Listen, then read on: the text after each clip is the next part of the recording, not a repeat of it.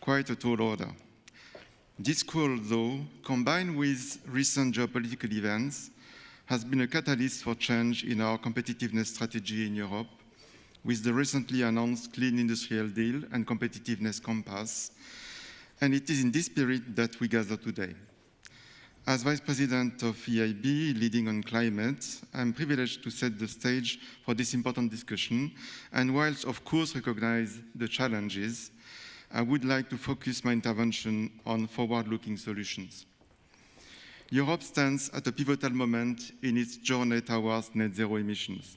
Some may ask whether it still makes sense to continue on our path in the current global context. Let me emphasize that our commitment at EIB to decarbonization is unwavering. The EIB is dedicated to transforming the challenges into opportunities for growth and innovation. As the Climate Bank, we are committed to supporting the green transition through strategic investments and innovative financing solutions. Last year was a record year for EIB with 51 billion euros of financing in this area, almost 60% of our lending as a group. And with TechEU as part of our strategic priorities, we are committed to supporting innovation in clean technologies and manufacturing, supporting our European companies. We will continue to provide funding for clean technology projects with a focus on energy-intensive industries such as steel, metals, and chemicals. Our goal is to facilitate the transition of companies to low-carbon technologies and help them tackle high costs. As part of the Clean Industrial Deal, we will launch a clean tech guarantee facility under our flagship TechEU program powered by InvestEU. At the end of 2023, we launched a counter-guarantee program to support the wind equipment manufacturers in Europe following extensive market testing. This 5 billion guarantee mechanism, a first for EIB, is very successful. And this is why, as part of the Clean Industry Deal, the EIB will also launch a grids manufacturing package to provide counter-guarantees and other de-risking support to manufacturers of grid components, and a joint European Commission EIB pilot program of counter-guarantees for PPAs, power purchase agreements, securing long-term renewable energy offtake contracts for SMEs and energy-intensive industries. In line with the emphasis of the Clean Industrial Deal on circularity in reducing waste and extending the life of materials, we will also increase our support to projects that maximize Europe's limited resources, especially critical raw materials. Circular economy has to be a significant part of tomorrow's industry if we want to reduce overdependence on third country suppliers. And finally, innovation is key to success. Through initiatives like the Innovation Fund or Horizon Europe, and with our varied toolkit of financial instruments, we will continue to stimulate research and development in clean technologies, energy and industrial decarbonization in Europe. By fostering innovation, we can close the gap between current capabilities and future needs. We can, for instance, improve European sovereignty over semiconductor technologies, and actually in our financing, we have increased recently our support to the semiconductor industry. In conclusion, you can count on the European Investment Bank to contribute to build a competitive, resilient, and sustainable future for all. Now, without further ado, it's time to kick off our first panel discussion today with our moderator, Laura Piovesan. But before that, it's my great pleasure to introduce our esteemed guest speaker today, Mr. Luca de Meo, the CEO of Renault Group, who will give us an insight into the challenges of combining decarbonization with competitiveness from the viewpoint of the automotive sector. Mr. de Meo is a prominent leader in the automotive industry with over 3 decades of experience driving innovation and excellence. Since taking the helm at Renault Group, Mr. de Meo has been instrumental in steering the company towards a sustainable and electrified future. Under his leadership, Renault has launched groundbreaking initiatives and embraced cutting-edge technologies, solidifying its position as a global automotive leader. EIB is proud proud to have recently invested heavily in EV battery gigafactories in Europe, including 2 in northern France. These 2 gigafactories will support Renault's investments in electric vehicles development. Please join me in welcoming Mr. de Meo on the stage, and I wish you a very, very interesting discussion. Thank you.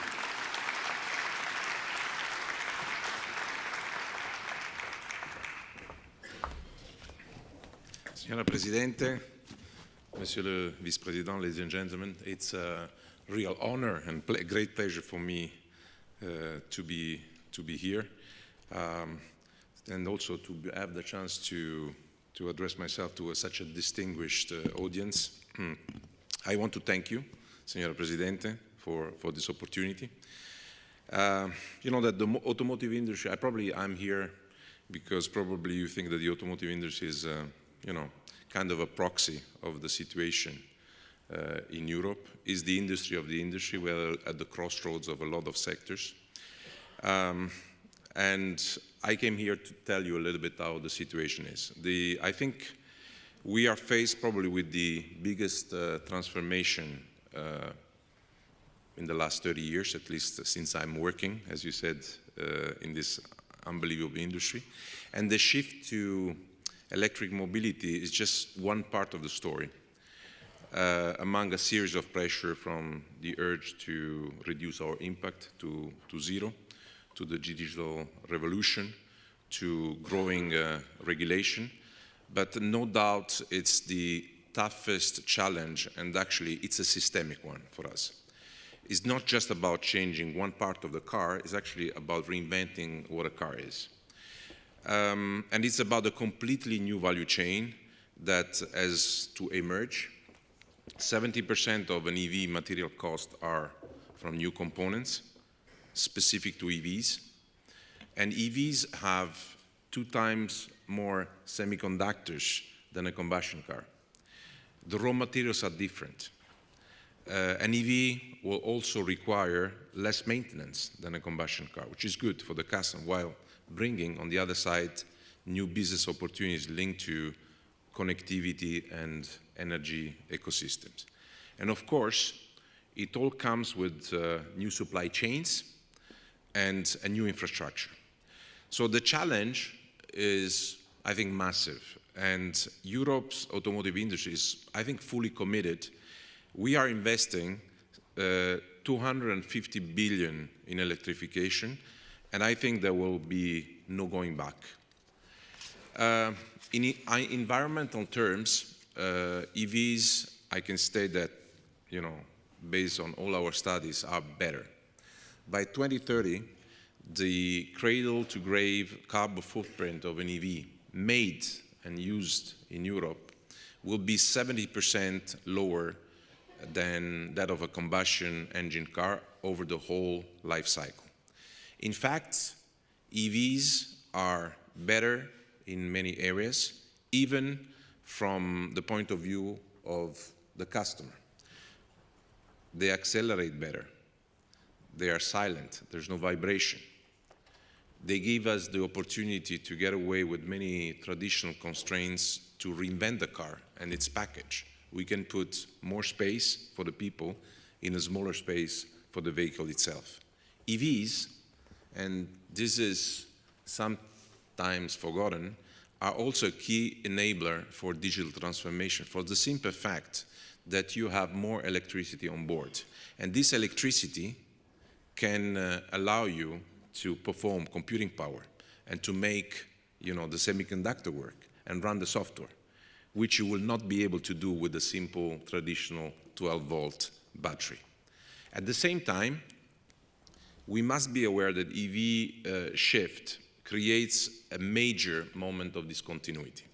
And what we see is that all the segments of the new value chain are not yet there. All players are not advancing at the same pace.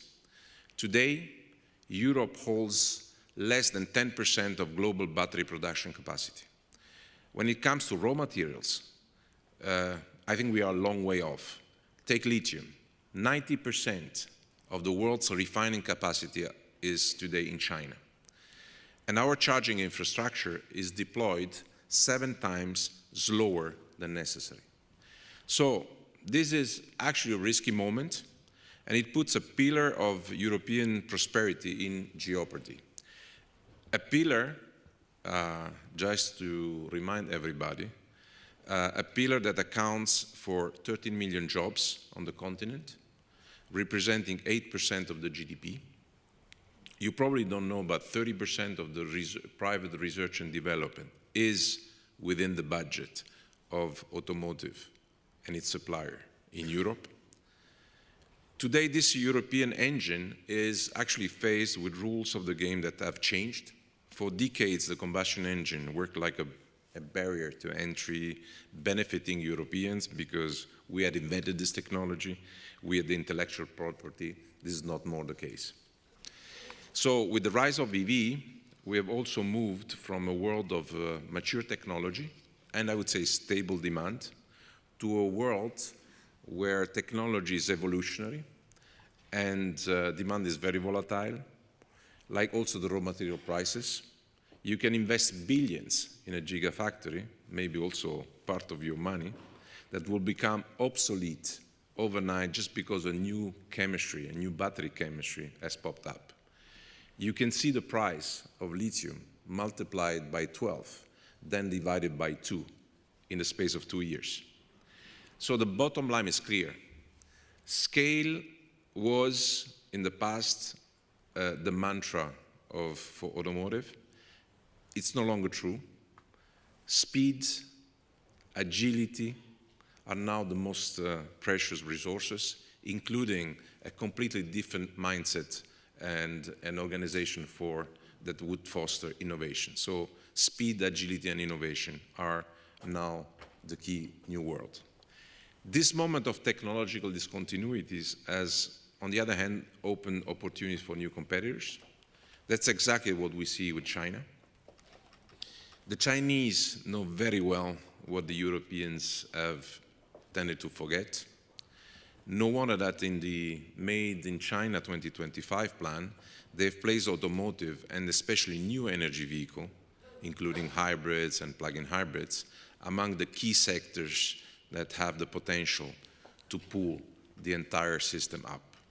And today, the automotive system has actually, the center of gravity has actually shifted to China. Over 30% of the new car sales in the world are made there.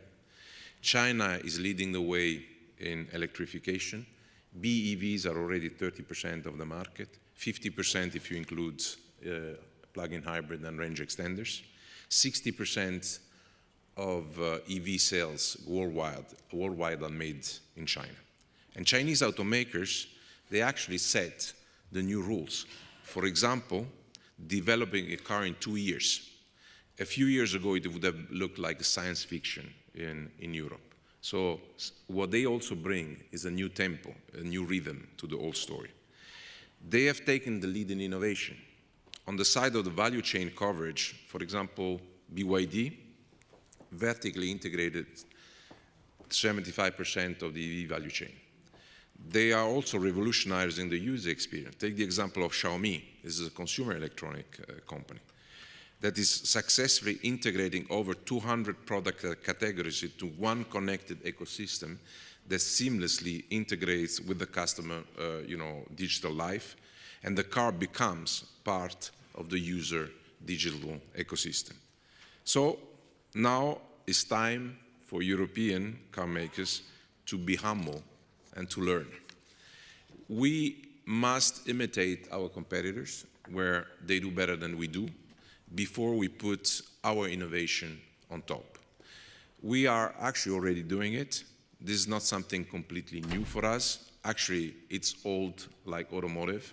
This is what the Louis Renault, André Citroën, Giovanni Agnelli, Kiichiro Toyota did a century ago in the United States when Ford revolutionized manufacturing with the assembly line. It's also what the Chinese have done with us more recently. They learned from us. For example, at Renault, we have opened an engineering center in Shanghai It allows us to develop in less than 2 years a small EV that we will produce and source in Europe. And it allows us to redesign the development process of the company. We now target to make all our cars in less than 2 years. We know what we have to do, but it won't be enough because we have structural problems in Europe that hold us back. On the demand side, consumers are being squeezed with less purchasing power to buy cars that are getting more and more expensive. Today, Europeans have 25% lower real income compared to the US. Over the past 2 decades, household incomes have grown only 10%. During the same period, car prices have increased over 50%, and housing prices have grown 3 times faster than the median household income.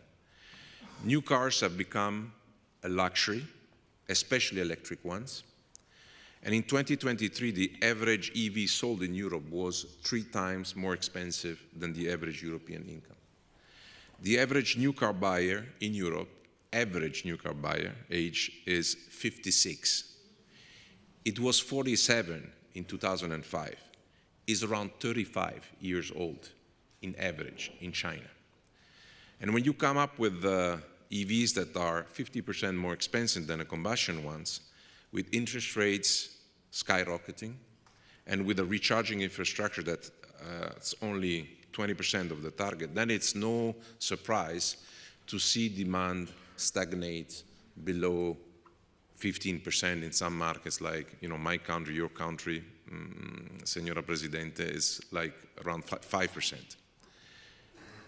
It means that structurally we need to fix Europe competitiveness issues if we want to put ourselves in the condition to make EVs that will be affordable. Today's Europe productivity is less than 80% of that of the US. We have electricity costs up to 3 times what they are in that country, double than China. You probably don't know one thing, but I would include also automotive or EV value chain into the energy-intensive sectors because the cost of electricity to produce an electric car is twice the labor cost today. China working population is roughly 4 times ours, and they work double the number of hours we do. In other words, we should be 8 times more productive just to keep up. If you look at the thing from the innovation side, China has 6 times higher productivity growth coming from tech and innovation. The cost of error is 10 times higher in Europe than in the United States. Just the opposite of what you need to encourage risk-taking. And the piling up of regulation siphons off up to 25% of the R&D European car makers. Bottom line, a 25% cost advantage for a compact EV made in China compared with an equivalent European model. On top of that, European car makers suffer from I would say, lack of support from financial markets. Europeans invest around 5 times less in equity than Americans. And when they invest, it's elsewhere, with around 300 billion savings invested abroad annually, mostly in the US. And European companies are actually undervalued by the markets. If you compare US and European price to earnings ratios, you see 33% discount on European companies. And it's a vicious circle because it fuels European companies' dependency on bank borrowing, bringing interest burden and risk aversion that makes innovation only more difficult. In fact, it's high time for Europe to get out of this trap. Regulatory burden constricts companies' innovation capacity and drives up prices, while financial markets are depriving companies the financial firepower to invest in innovation. Many of the key solutions have been identified. Push, as you said, EU market integration, including an integrated capital market, streamline regulation, ensure affordable green energy offer, meaning around 50 euro per megawatt of renewable energy, support demand through purchase incentives, fleet electrification, and charging infrastructure rollout acceleration. But beyond that, I think it's a new approach that is needed to bring a systemic fix to the system with an holistic perspective and a European industrial strategy, able to address the entire ecosystem, even beyond, of course, automotive. I think that public authorities have a crucial role to play there, to coordinate all the players across the value chain, from mining to infrastructure, to energy producer, to car makers, to the software industry, to recycling, to ensure that there is a business case that works for everyone, launching common projects that could set the ball rolling, and even more. Airbus projects, for example, to create competitive, small, affordable EVs in Europe. Public authorities must also establish close collaboration between researchers, regulators, and businesses, and bring the right level of agility and flexibility, constantly readjusting our objectives to the changing conditions. So now is not the time to be inward-looking. On the contrary, I believe that Europe has never been in greater need of openness and team spirit, as you said, to take challenges that are cut across the traditional sectors. I'm also a proud European. Thank you for your attention.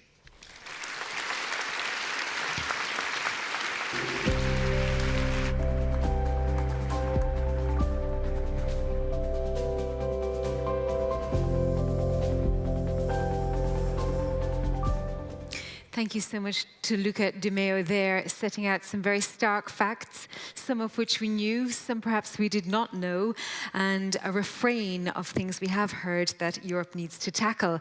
And to tackle it, in our first panel, we have Laura Piovesan, who is the Director General of Projects at the European Investment Bank, and she will lead the discussion with her panelists, Tomáš Nidetzký, Chairman of the Board of Directors at the Czech National Development Bank, and Mettler, Vice President of Breakthrough Energy, Tim Bultken, Chief Executive Officer at Directorate, and Stefan Tondo, who is Head of Climate Action Governmental Affairs at ArcelorMittal.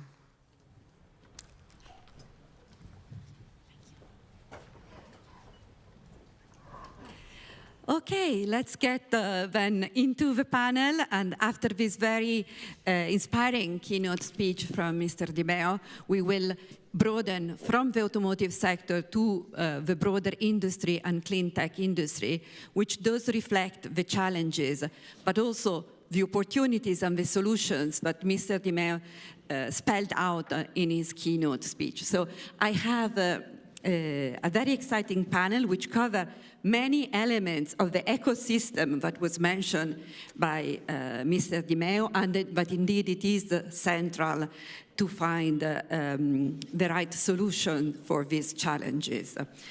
There is the right momentum also, so the timing for having this discussion is right. There is the right momentum on the policy side. The Clean Industrial Deal has been released last week by the Commission, as well as the first part of the Omnibus regulation, so the focus on simplification and on industrial strategy. And of course, today we are waiting to see the proposal in the strategic plan for the automotive sector.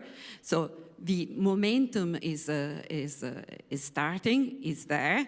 And the challenge at the center of this momentum is about competitiveness. And it's about the difficult trade-offs and the important trade-off and balance between the affordability, but also the resilience of our supply chains. So let me start, Anne, maybe if you allow me, with you, because you are very outspoken about how critical this is the time in European industry. It's a make or break moment, but also about how a key element is scaling up existing technologies. So the technologies for decarbonization 2050 are maybe still to be developed in part, but we do have good technologies now, and the challenge there is about deploying them at scale. And of course, in your role as Vice President of Breakthrough Energy, you have seen a lot of these scaling up stories. So you are very well placed to tell us, what are the good solutions, what works, and how does collaboration help getting this solution to be realized? Thank you so much, Laura, and apologies to everyone for having to listen to this voice. I'll do my best. So where to start? I'm very happy to speak about emerging clean technologies and decarbonization, but before I do so, I just really want to say a word about industry, because I think it's very important. What we of course need to understand is that Europe's deindustrialization is nothing new. This has been going on for a long time, but we have seen really sort of an acceleration of this deindustrialization since the war in Ukraine began and the ensuing energy crisis started. And what this meant is that essentially we have seen really big declines in industry. Last year it was 3%, and if you add to this, it was already alluded to, the high cost of energy, electricity prices 2 to 3 times what they are in the US, price of natural gas 4 to 5 times, then you understand, that we are really in a serious situation. Despite that, we pushed through in the last European Commission every piece of legislation, including the Corporate Sustainability Due Diligence Directive, which is really, really a transformative piece of legislation. And this was at a time when we were very well aware that in this cycle, the overriding themes were going to be competitiveness and security and defense. And as a result of everything also that Luca de Meo just talked about, what we are facing today is we basically, in many instances, have priced ourselves out of markets, including our own markets. So this is really serious challenge to competitiveness, obviously, and that will not be just be able to be fixed because we launch a competitiveness compass or whatever we want to call it. These are deep-seated challenges that we have sort of accumulated over many years. So just to set the stage. So Europe, because of that, faces sort of a double whammy, I would say, in the sense that we are losing established industries. That's not a secret. But now coming to my field, we're also having a really hard time standing up new emerging technologies. So here, I think it was already spoken about batteries. I think Northvolt was a big setback. I also note in passing that so much of what we promised or anticipated in green hydrogen didn't materialize. We're also seeing challenges in the heat pump sector. I know that Niels Aldag was supposed to be on this panel. He fell ill, in the electrolyzer industry. So we had a lot of anticipation that we would build out new industries, and we have been slow to do that. So I think it's really a moment for honest reflection of what is happening here and how we can do this better. And let me say also, Europe's world changed profoundly just in the last 4 weeks. I don't need to go into detail. Everything has changed. And losing productive capabilities and manufacturing at a time of war is an existential threat. So we really need to prioritize now industry, manufacturing, productive capabilities, and really put this on the front burner. So this is not a time for business as usual. I think all of the previous speakers have said this as well. So we really need bold action. We need to have the courage to set priorities. That means we will do some things and we will not do some other things, right? We need to understand and accept that there will be trade-offs. We can't have it all, right? We need much better understanding of what we can and cannot do now, what we must prioritize, what we do in the short term, what we can push back, right? I know this is very difficult to do at the European level.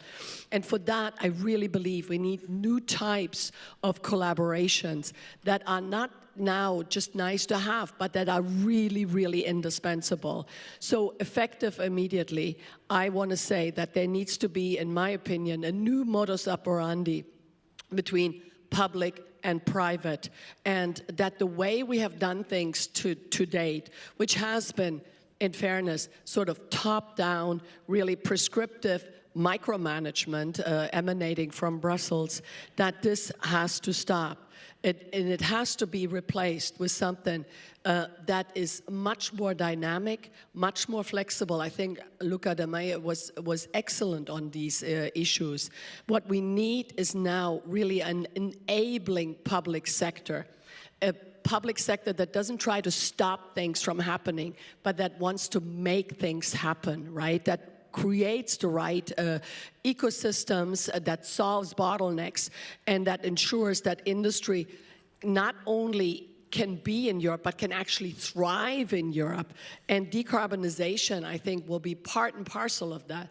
Because what we need to understand is Europe is a resource-poor geography. We don't have fossil energy outside of Norway and the UK. So within the EU, the fact is we are a resource-poor geography. And so that means that technologies that can help us reduce the demand for fossil energy, by definition, will not only bring us closer to our climate goals, but they will also make us more secure and ultimately more competitive. I like to call this the triple win, and I think it really needs to guide our policy making. We now need to really accelerate not only the development of these technologies, but the deployment and scaling up of these technologies that can help our existing industries to decarbonize, become more competitive, and make us more secure, but also help us stand up new industries. So in addition to the new balance between public and private, I would also say we need a new balance between established industry and incumbents and startups and innovators. Hitherto, we have two different policies, one for industry and one for startups. I think that needs to become completely intertwined, and we need to use the technology frontier, which so often resides in startups, and bring it straight into the incumbent industries. And if we do that, we will have a different type of industrial policy that is really needed at in these very sort of existential and transformative times. Thank you very much, Anne. And indeed, you point to the need of collaboration. You point to the need of a new industrial policy focusing on ecosystems and supporting scale up. And I think this would be a thread across all the different panels today in the forum, because it's not only for decarbonizing industry, but it's also for having more secure industry and more digital industry. So I think across the topics today, we will hear this point. And of course, if I turn now to Tomáš, who is the chairman of the board of directors and NRB, Tomáš, what is the role then in this ecosystem that financial instruments can play? You have been an advocate for more financial system instruments to green SMEs in the Czech Republic. What can you tell us from your experience? Okay, first of all, thank you for inviting me, and thank you to the staff of EIB for organizing of this event. I know it's always a lot of work. I would like to speak about national promotional banks and institutions generally, because NRB is part of the team. What is the role? These institutions are special ones, like central banks. They have a special mandate. Central banks, they have the mandate of price stability. If there is a dual mandate, some central banks, they are responsible for financial stability. American Fed is also responsible for employment. And what are the responsibilities of national development banks?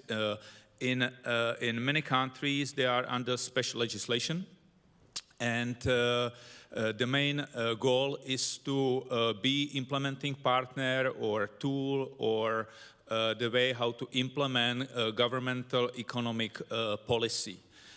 Governments, generally, they have two options, how to support economic and development. The first option are via grants. Grants I personally call goodbye money, because we use this money just once for some projects. Or they can use financial instruments. It means guarantees, loans, or equity investments to support projects, and I call these money as see you later, because these financial instruments, they have in their DNA a revolving effect. They are going back. All programs we prepare as national promotional banks and institutions. We prepare in close cooperation with our ministries. In case of decarbonization, it's much broader topic, because for example, in the Czech Republic, we have some programs with Ministry of Industry, Energy, Local Development, Environment, Transportation. Maybe there is one issue we have, because I mean that we have two problems, by my opinion. Among others, the first one that we suffer what I call grants obesity. Yeah, because the usage of grants is huge.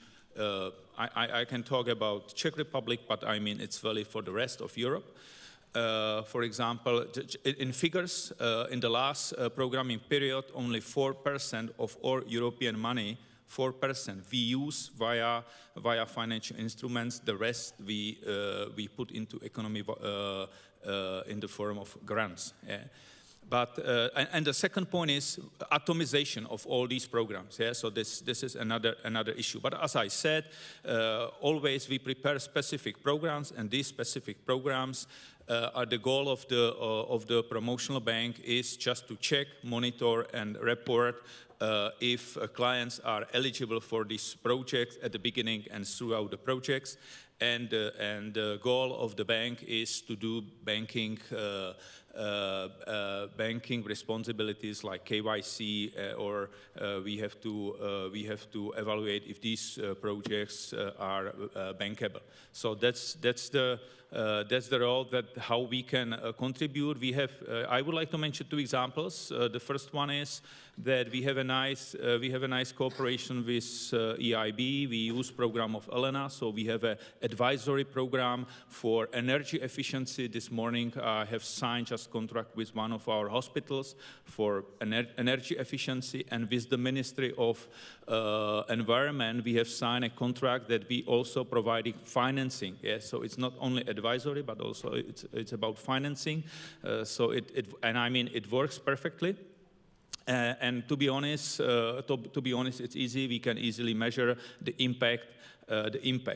Yeah, but I mean, we should have much bigger ambitions just to measure the impact. What will be if 10, 15, 20% energy efficiency? We should be more ambitious. And it was mentioned what Anne said, and also what Luca said, and it came to my mind. Yeah, this is a story I would like to share with you. Last year we ran, and it came to my mind when Luca was presenting the story of Renault. Last year we ran one of our projects on clean mobility. Yeah, so it was guarantee program with a subsidy just to motivate small and medium-sized enterprises to buy e-cars. Yeah, within 7 months we closed the program. The program was sold out, and we supported 7,000 entities. What do you think that was the share of, who had the biggest share of cars? I mean, what brand? Tesla. 70%. Tesla, 70%. The second place, you know that Czech Republic is a quite developed country, in industrial country with automotive on the top. On the second place, Volvo, 7%, Škoda, 5%, BMW, 5%. Yeah. So via our programs, we support research and development in the US. Yeah. So I'm not sure, and the ambition should be that we are really the leader in decarbonization technologies and how to recognize it. We are able to sell it abroad. Yeah. So this is what I would like to open today. Yeah, that we should be more ambitious because currently this is it's a small part. Yeah, but this is the story that we invest abroad and we are buying decarbonization technologies from abroad. I mean that should be role of the Europe if we are talking that we create the Green Deal. Thank you. Thank you, and indeed, thank you for bringing in financial instruments, but also advisory, which is important and goes hand in hand with financing, but also to pointing to the importance of resilience of our supply chain alongside, indeed, the competitiveness and the affordability. And I want now to bring in Tim. Tim is the founder and CEO of Ineratech, and Ineratech is being supported, and the president mentioned you, by both a venture debt loan from EIB, but also a grant from Breakthrough Energy. So this role of collaboration and ecosystem there. And I think I'm very excited to have you here with us because you have a successful example of scale up. So I'll be very interested of hearing from you. What are the key enablers? We spoke about the public policies. We spoke about the financial instruments. What is it in your experience? And please also tell us a bit about what is of innovative your company does. Yeah, thank you, Laura, for the good question. So I think in two simple words, the first thing what we need is partnerships. You mentioned it, and the second one is a stable regulatory framework. So what Ineratech is doing, basically, we take the greenhouse gas CO2, combine it with green hydrogen, and with that we produce e-fuels, synthetic fuels that can be used in the transportation sector, for instance, in hard-to-abate sectors such as the aviation sector, maritime, but also other hard-to-abate sectors like the chemical industry, so they can be used as feedstocks there. And by that we are also adding to the resilience and also to the competitiveness of the European Union. In fact, what we are doing with our technologies, we are giving our customers, but also the area, the capability of producing liquid fuels out of basically nothing than renewable electricity and CO2. So, and this was heavily reviewed, I must say, by the European Investment Bank and by Breakthrough, so that by the end of last year we finally could onboard new partners in part of the EU Catalyst program, and these new partners that help us now, first of all, to scale up our production. We are producing our technology in Karlsruhe, Germany. It's a technology which very efficiently in a chemical process converts hydrogen and CO2 into the liquid feedstock. And what Ineratech is doing, we are really building the plant already, selling it to the customer, but now also for the very first time in Frankfurt, Germany, producing the fuels on our own. So it's the largest e-fuel plant which is currently in manufacturing in Europe. We take hydrogen from an electrolyzer, we take CO2 from a biogenic feedstock, and in the first phase we are producing the liquid crude product, and now also EU Catalyst and specifically also Breakthrough is coming in to help us to upgrade this feedstock into neat sustainable aviation fuel so that we can bring the fuel directly into the market. And this brings me now to the second part. So now we have the partners, but what we also need is a regulatory framework, and what is currently happening is that there is a perceived uncertainty on the regulatory framework. I mean, we are now in a world where I would say so-called partners make 180 degrees turnarounds. We see that oil and gas majors are backing off from clean energy projects and are doubling down on fossil exploration. So it makes me happy to see that also the European Union is doubling down down on climate technologies, because that's what we need, because we don't have the fossil resources here in Europe, and we need it for the future to become climate neutral. But what is also a big challenge is, while everybody knows that sustainable aviation fuel, for instance, will be needed in the future, we have SAF allowances that, I would say, bridge the gap between the today still bit more expensive green fuels compared to the fossil fuels. They are only legit until 2030. So, and currently there is the missing vision, what happens after 2030. I mean, e-fuels were not even mentioned in the Clean Industrial Deal. So, and this regulatory framework needs to be stable also for a longer period of time, so that we can attract also, after having partners on board like Breakthrough and the EIB, infrastructure capital, massive investments from the private sector to really scale our technology. Thank you, Tim, for pointing indeed to partnership and regulatory framework as key enablers in the scale-up, and indeed looking at the regulatory framework. This also needs to reflect the ecosystem and all the interdependence of the transformation of this new economy that is coming up. Stefan, now moving from a startup or scale-up into a very well-established large industry, and I think you are facing, to a certain extent, similar challenges that Luca de Meo pointed out at the beginning in terms of important transformation of the industry. And in fact, it has been also, it's the second sector on which the Commission started with strategic dialogue. Yesterday, there was this the strategic dialogue with the steel sector. So what are the key enablers of this transformation that the steel sector is bringing to the table in Brussels as suggestions for the way forward for the steel sector? Yeah, thanks, Laura, and the whole EIB team. Indeed, Luca mentioned the challenges that the car industry was facing. We are in a slightly different context, in the sense that Europe today, we are able to produce all what we need in Europe. We have the capacity, and we have all the qualities that car makers, all the users need. So we don't need to import.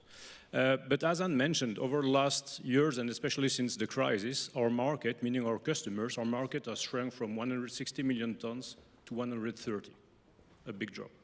At the same time, imports have increased from 20 to 30 million tons, unconstrained. And due to our energy costs and the CO2 costs, our exports have almost disappeared. They have vanished. So this has led to a cut of the European production of almost 30 million tons, 90,000 jobs. Impressive, no? So now we have to ask the question of ourselves, because decarbonization is an opportunity. The technology is there. We know what to do. We have the financing to do so. The question is Europe still a place to invest for this kind of heavy technologies? So the market, I explained it already. If we consider now that decarbonization is a lever that could be a game changer, we have to make sure that we have the resources that we need, the energy, the cost of the energy, but also making sure that there is no distortion of the market.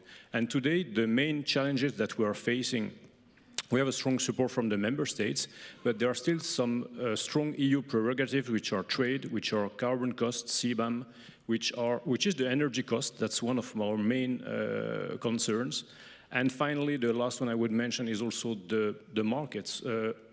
Imposing the industry to decarbonize is fine if the end users are not obliged to use these kind of decarbonized products, which come with an additional cost. To whom will you sell them?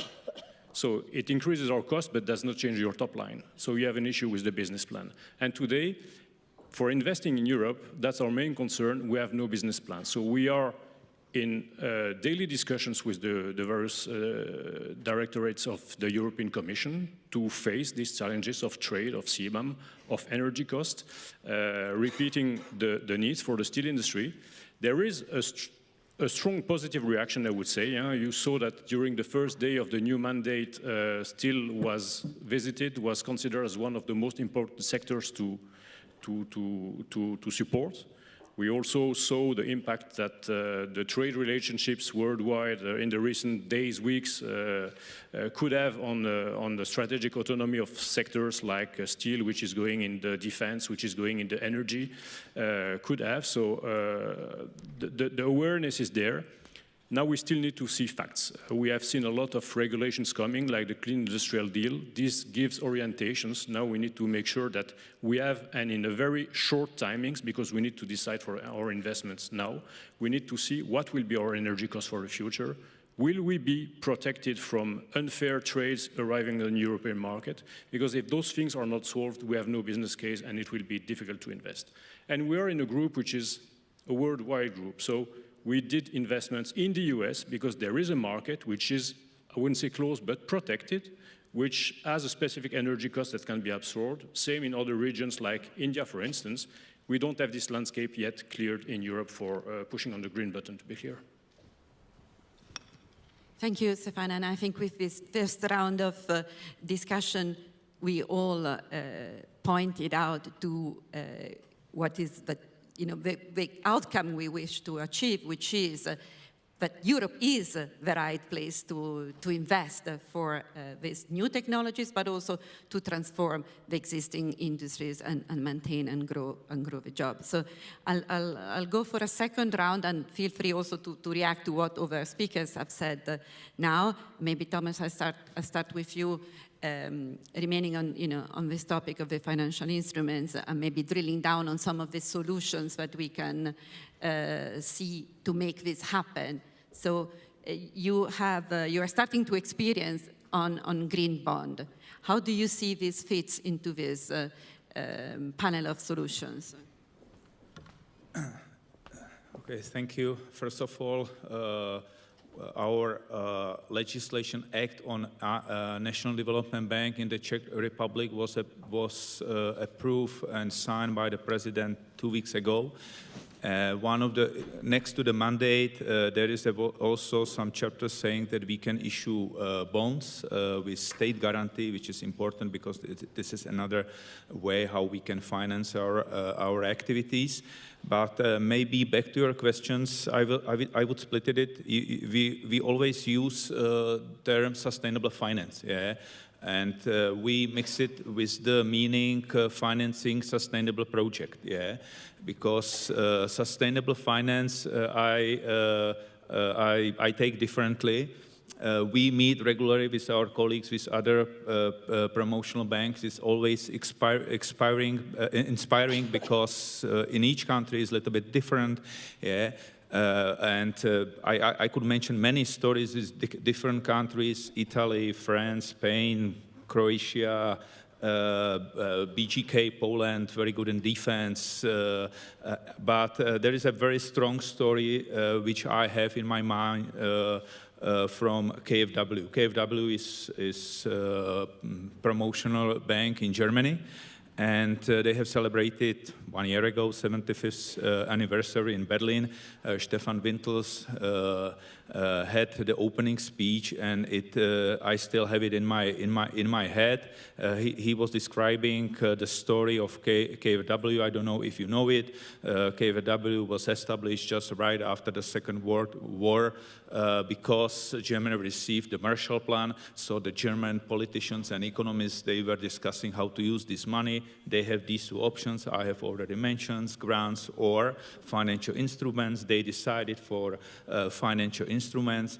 And I remember that Stefan Wintels admitted that they still, after 75 years, from accounting point of view, they still use Deutschmarks or German marks to support these projects. Yeah, so that's very strong idea of promotional banks and financial instruments, and this is just an example how it works, yeah. And this is what I mean sustainable finance, yeah, because we still have this finance in the economy. So first point. Second point, you mentioned green bonds, yeah. To be honest, I'm very surprised. Yeah? I'm looking at the premium, or we call it greenium, of these green bonds. It's a 2 to 3 basis points. I would expect 50-80. I believe in market. Market is the best mirror we can have. That's very good compass, what to do, always the market. And the market says, okay, we believe in green bonds, but we believe only that the greenium is 2 or 3 basis points. It seems to me there is something wrong. But I mean that we have more topics that decarbonization, because they are more, I would say, strategic and superb D topics. It's a demography, defense, digitalization, deglobalization. Maybe you have some other. And this is what Anne said. We are not able to finance everything. We have to start prioritizing of all these topics, and we have to say what is crucial for us. So maybe instead of saying green bonds, because I would say all bonds should have good stories, because investors will buy only bonds with good stories. And also, Luca said that. And I know it as well, because, for example, pension funds and insurance companies in their reserves, they have a lot of money invested abroad. This is not the fault of these financial institutions. These institutions, they don't have good stories from Europe. So we shouldn't blame the mirror. The financial market is the mirror. So I wouldn't speak about green bonds. I mean that the topic, as I mentioned, is much broader. And definitely, bonds, this is the vehicle, how we can blend together private and public money. This is very good. This is very good tool. But as I said, it's simple. If we have good story behind all these bonds, investor will buy these bonds. And if there is a demand for these bonds will be cheaper. And if these bonds are cheaper, we can finance our priorities. No, thank you, indeed. And it is about targeting the right projects and the right priorities rather than, broadly spreading limited amounts of resources, and doing that in a way that indeed leverages this public-private collaboration. So, can you, elaborate a bit on what you said before and bring us some examples of how can Europe indeed be more targeted, and how can Europe do this through leveraging both the private and the public sector? That's a really important question. Thank you, Laura. Some of you may know I used to be a Director General at the European Commission, and I actually wanted to leave to help establish these kind of public-private partnerships, because what I saw is that the public sector cannot do this alone. The energy transition will be driven by the private sector, with the public sector just creating the enabling environment that I just spoke about. So that was really my intention. The best example that I know is what's called the EU Catalyst Partnership as a best practice. And please allow me to just quickly speak about it. It was launched by Breakthrough Energy with the European Commission and the European Investment Bank. We committed basically to jointly mobilize up to $1 billion, so around 820 million euros, to establish first-of-a-kind projects in Europe, right? And why is that so important? Because yes, we know Europe's really strong in patents, and Europe's really strong in the early stages of the innovation cycle, but Europe is notoriously bad at the deployment and the scaling of these technologies. And oftentimes that first-of-a-kind plant is the one that stands in the way, because that's when you really need to put some money in your hands and say, okay, we're going for this. This is what Tim was just talking about, what he is doing, right? So I consider this, I like to call it a new generation of public-private partnership.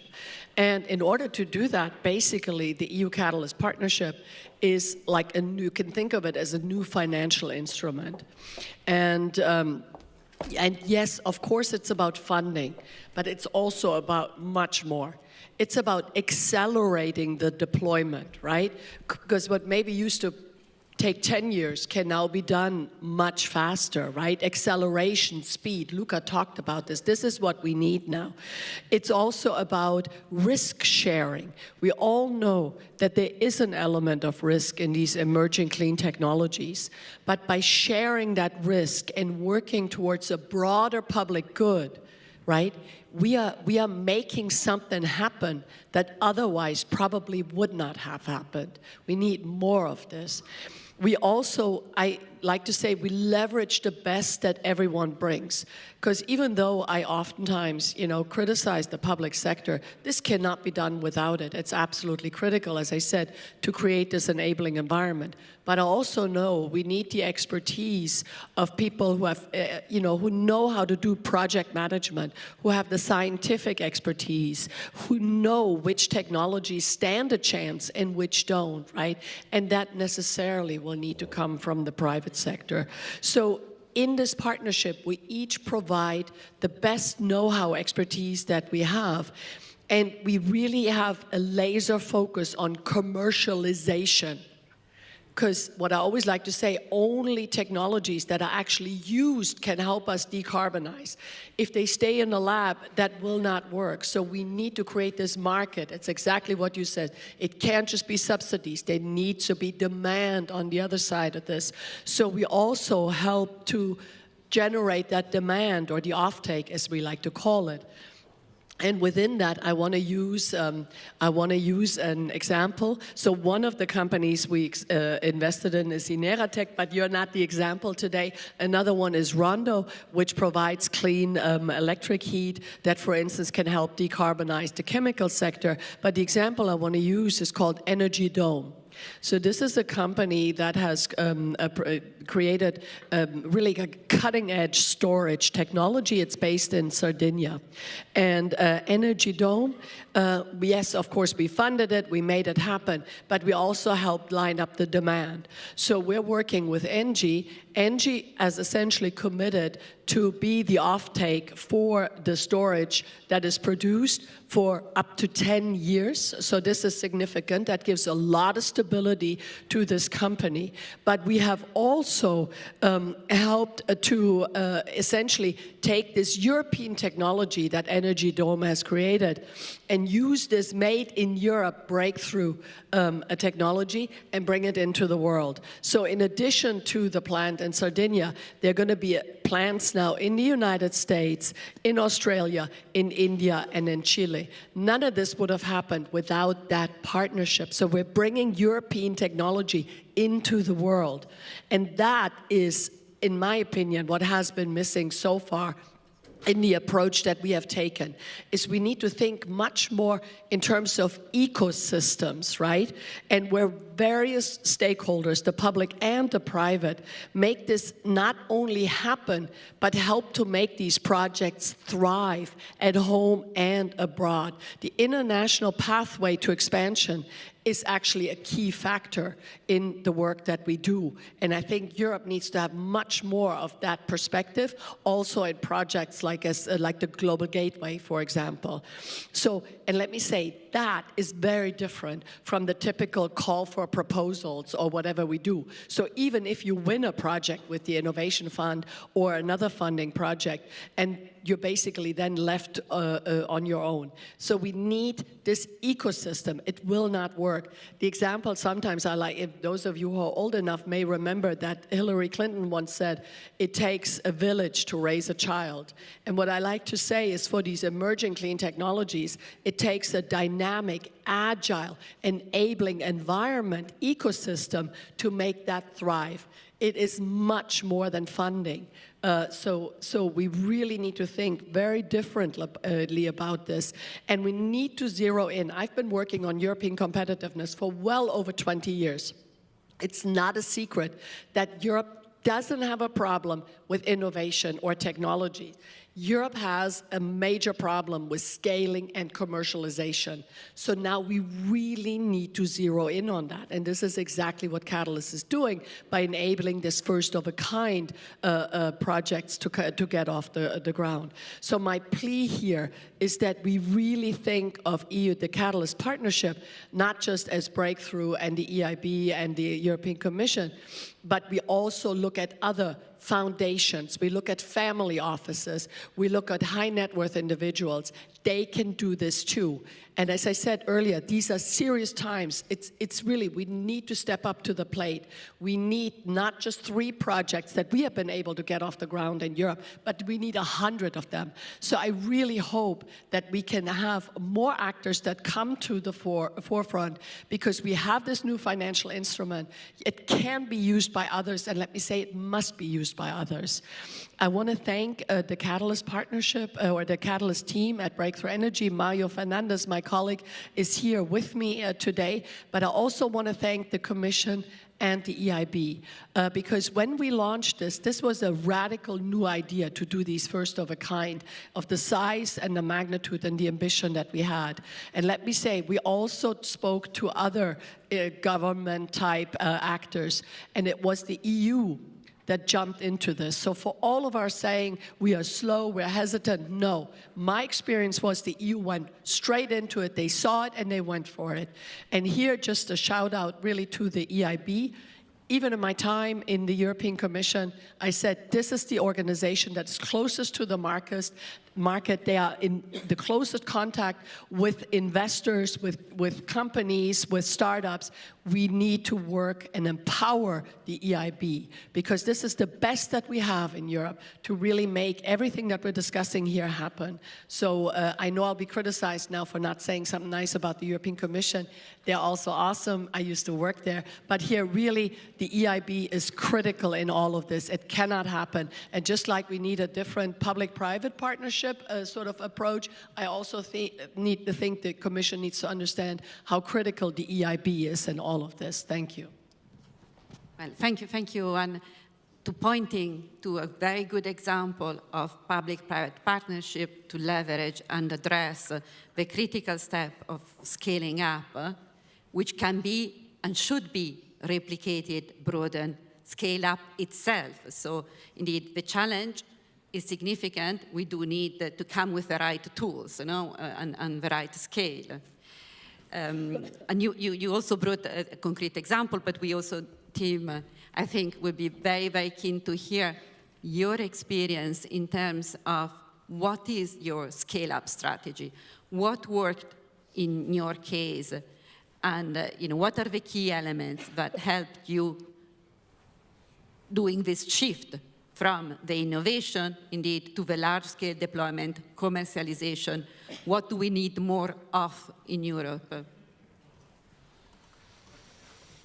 Yeah, I think Anne described the perfect playbook, basically, to do it. She provided good examples. What we are working on is to do the same thing with molecules.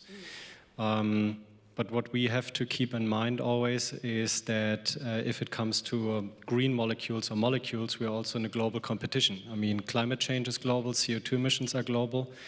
We have in Europe also perfectly described good access to IP, R&D, funding for R&D is strong. This is for sure something where also Anerotech benefited in the early years as part of the Horizon 2020 program, Horizon EU programs, the EIC scale-up challenge, which we won. So that's great. We also have access to talented young people. We have amazing universities, be it chemical engineers, mechanical engineers, electrical engineers, that's all there. But as soon as you start competing on a global scale for really deep tech experts, you are competing with an Aramco, for instance, or a Shell, or a US-based company. So that's always something what we have in mind. And Anerotech was also created out of this idea that scaling in Europe is not easy, and we see more than a handful of examples where it failed, not only in Europe, but also on a global scale. So what did we do? And that's something what came out of the deep technology that we are having. Inerotech has a modular technology. So we strongly believe in scale, but not in the pure economy of scale. Because as we've seen, the regulatory risk is there, also the financial risk is there for first-of-the-kind plants. And at the end, we thought, okay, raising a couple of billions of dollars for a first-of-a-kind plant is quite challenging, even if you have an amazing technology like ours. So our technology is then more, I would say, connected to the upstream side. So we use renewable electricity, which is modular from its nature. So renewable energy is produced from solar and wind. Here we talk about wind turbines, which are modular. We have PV modules that are modular, and you can connect them to larger fields. And the same holds for the other upstream technology that we need. Electrolyzers, for instance, we talk about electrolyzer modules. In the future, potentially, we also might use direct air captured CO2 in times when you don't have any CO2 to spare anymore. Then these direct air capture modules are also modular. And so our technology is a perfect fit for the upstream technology. And we can now in Frankfurt, for instance, our first-of-a-kind plant, we are investing 50 million. And by that, we can really prove that the technology also works at scale. We can standardize it and then mass produce it. And that's something where the European Union has been good in the past. So built a lot of machines with high quality in a large number at very small price. So this is our scale-up approach. And as the fact that we are among the, I would say, only companies in the world that are already building up our manufacturing capacities, deploying our technology, is a very important proof point for us that we are on the right trajectory. No, thank you, Tim. And indeed, it's a whole transformation of economy, moving to this modular as energy becomes more granular. Also, sometimes the production needs to... And resilient. I mean, renewable energy is resilient. Modular fuel production is resilient as well. So, and if we talk about private-public partnerships, I mean, now we are talking about the defense sector. So having a capability to produce the fuel on site wherever you need it, that's a capability and something what we should harness in Europe. Can I just come in here? That's what I meant about the triple win. Yes, it's good for climate, but it's also good for security. It's also good for competitiveness, right? And if we start to bring this better together and think about it more holistic with the necessary urgency, I really believe we can make a difference. And absolutely, and on this triple win, so the resilience and competitiveness and affordability. Maybe, Stefan, one point which I think is also important for the steel industry and this concept of ecosystem, circular economy as a way to be more competitive, a way to be more resilient, because we close the loop also within Europe and we can de-risk our supply chain. How does this reflect in the experience of the steel industry in ArcelorMittal in particular? Yes, absolutely. First of all, steel is the most recyclable material on Earth. I think the molecules that in the Stone Age they were using, or in the Steel Age they were using, we still use them today. So there's nothing new on that. We want to continue with that. The point is that the increase of steel demand, which is one of the most required material to develop infrastructures, to develop habitations, energy, the recycling part can just represent half of it. So we still need to decarbonize the other half, which will still be using fresh raw materials. And here, then, again, the issue is not on the recycling. Still, we are able today to recycle up to 90% of the post-consumer scrap. All what you throw in your bins, 90% comes back to us. We need to further develop the recycling chains for cars, for instance, which are sometimes still exported, or even more massive things like vessels. Vessels, all the ones which are produced in Europe, are almost dismantled in Southeast Asia. This is a leakage of raw materials, and we know that today raw materials, it's not just the rare earths. It's also steel. It's a precious resource, has to stay in Europe. So decarbonizing the other half is the critical part. As I mentioned before, we have all the knowledge to do it, and we have to thank the EIB because you are one of the biggest lenders of our R&D, which is still mainly in Europe, very close from here. So it's thanks to you also that we are able to finance our R&D, and especially on the processes like decarbonization. So the critical points that remains are the ones that I mentioned earlier, and especially the electricity. Electricity will be crucial for the recycling part. If we keep the steel scrap in Europe, but have an energy cost which is 3 times higher than in the US or 2 times higher than in Asia, we will still have an issue. And the material will still flow away from Europe. So this is one of the most important points that still needs to be tackled. I would like to still complete on something that we mentioned before. We have spoken about the private-public partnerships. We have spoken about the partnership between clean tech, new companies investing in new technology, and the incumbents. I also would like to add a bit on the fact that we need a policy which is looking through all the chain. We saw in the Clean Industrial Deal that there will be an automotive action plan, because automotive industry, as Luca mentioned, is 25% more expensive in Europe, is flooded also by Chinese imports, is also risking its life for the time being. It's at the tipping point. We will also have a plan for steel, the Steel and Metal Action Plan. But both should be linked. I think we strongly support that there is a plan to support the automotive industry. If automotive industry disappears in Europe, it's 1/3 of our market who disappears. But we want to make sure that the opposite is also true, meaning that if automotive industry gets political support and financial support also from Europe to remain on the market to be competitive, we want to make sure that they use steel products which are made in Europe.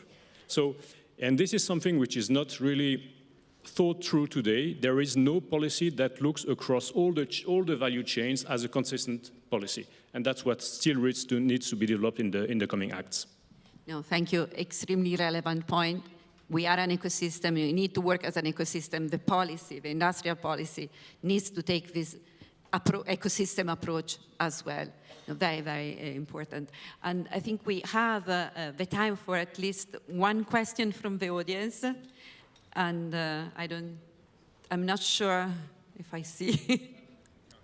I cannot see anything.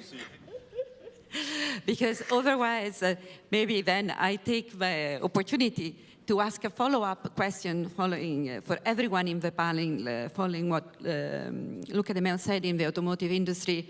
We are now need to be humble and copy from others. So they are copying from China and setting up research in China and bringing back for the production of electric vehicles in Europe.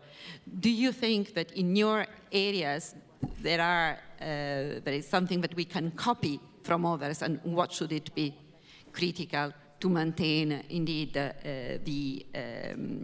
Europe as the right place for investment? And yes, better policy planning. And I say that if you look, for instance, how the Chinese did the electric car, they knew they couldn't compete with the combustion engine. So they said, let's have an entirely new car, right? An electric car. What do you need for an electric car? You need a battery. What do you need for a battery? You need critical minerals. Where do you get critical minerals? In the Democratic Republic of Congo. Then started deploying very fast in a very sizable market, yeah? Closed that market basically, because no one else was making electric cars at the time. So, and then what did they do? Unleashed enormous competition within that market. And the government could know, they could just lean back and say, whoever will emerge as a winner from that competition will certainly be a Chinese company. What does competition do? Competition drives up productivity. Competition drives up innovation and drives down the cost. Yeah?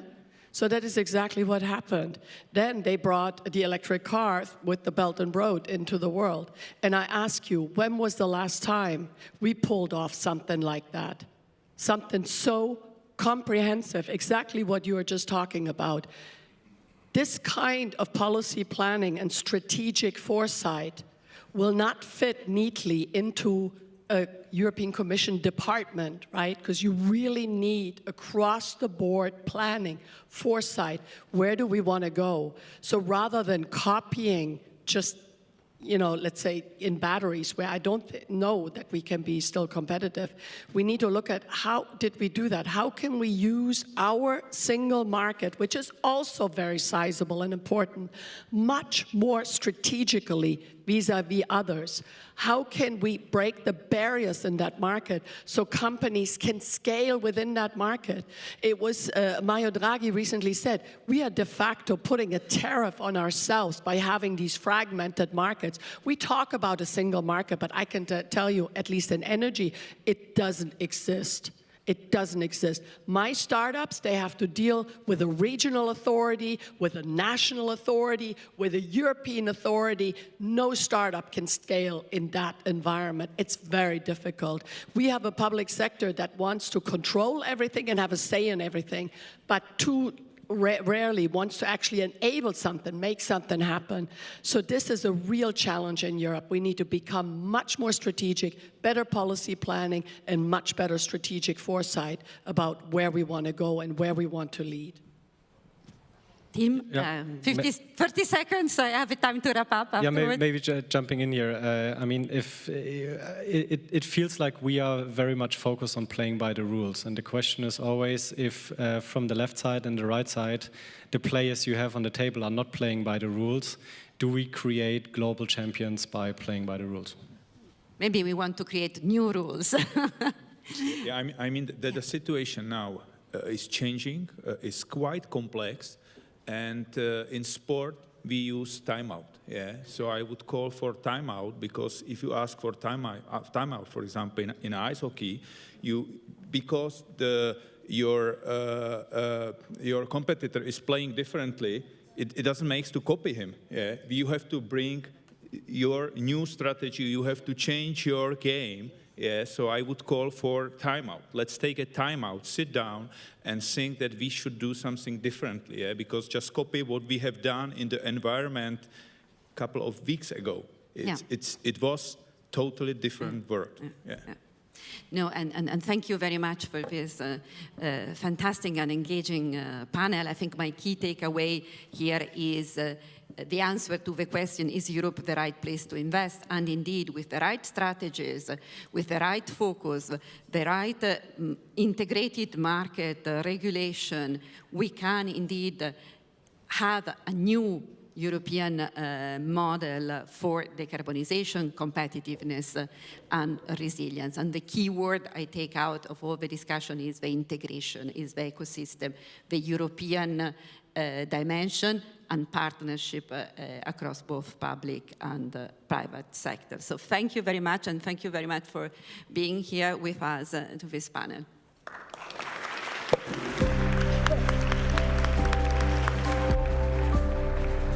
Thank you so much to the panel, and now it's lunchtime, so of course you will be back in your seats at 1:43.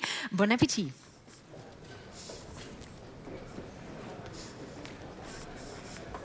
Hello, hi, I'm sorry to bother you, I'm a journalist.